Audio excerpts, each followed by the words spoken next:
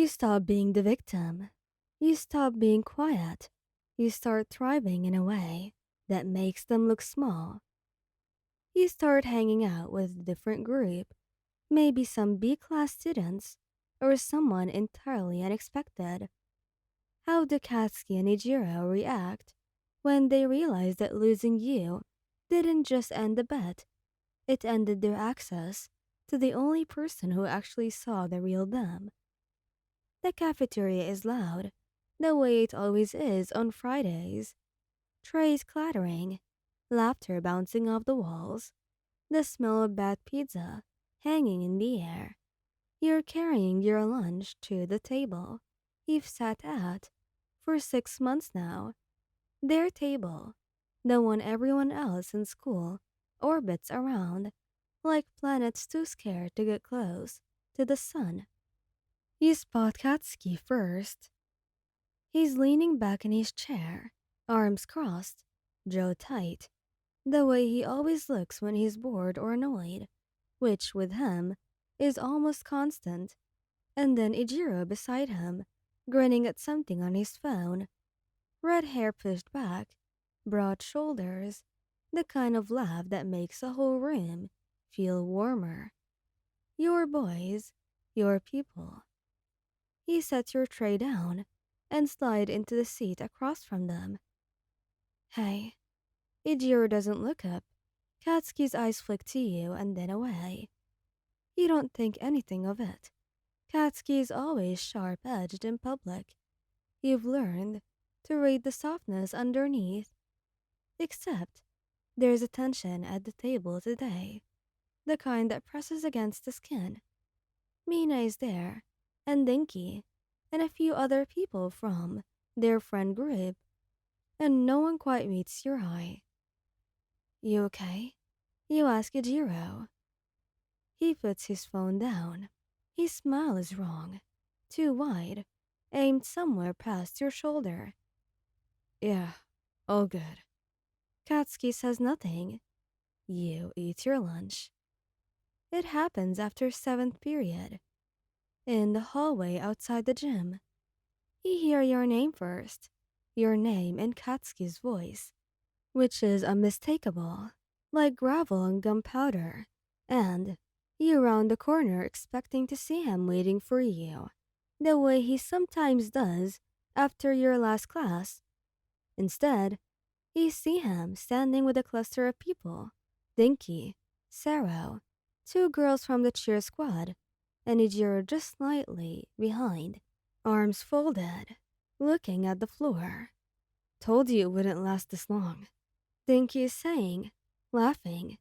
You actually pulled it off. Obviously. Katsuki says. Did you doubt me? You stop walking. Something cold slides down the back of your neck. I mean, one of the girls says, 6 months is kind of a long time to keep something like that going. Didn't it get exhausting? It was a bit. Katsuki's voice is flat, matter of fact, the same tone he uses to order coffee. Sarah said I couldn't get someone like that to fall for both of us. Easiest thing I've ever done. The hallway keeps going around you. People passing, lockers slamming, but you've gone completely still. Someone like that. Ijiro finally looks up and he sees you. His expression does something complicated, but he doesn't say a word. Katsuki follows his gaze. His eyes meet yours. You wait for something to happen in his face. Regret, guilt, anything. He just looks at you, jaw set, like he's waiting to see what you'll do. How long? Your voice came out steadier than you feel. How long has it been a bet? From the start, he says. The girls are watching. Dinky has his phone half raised. Sarah looks very uncomfortable, but doesn't speak. Ichiro.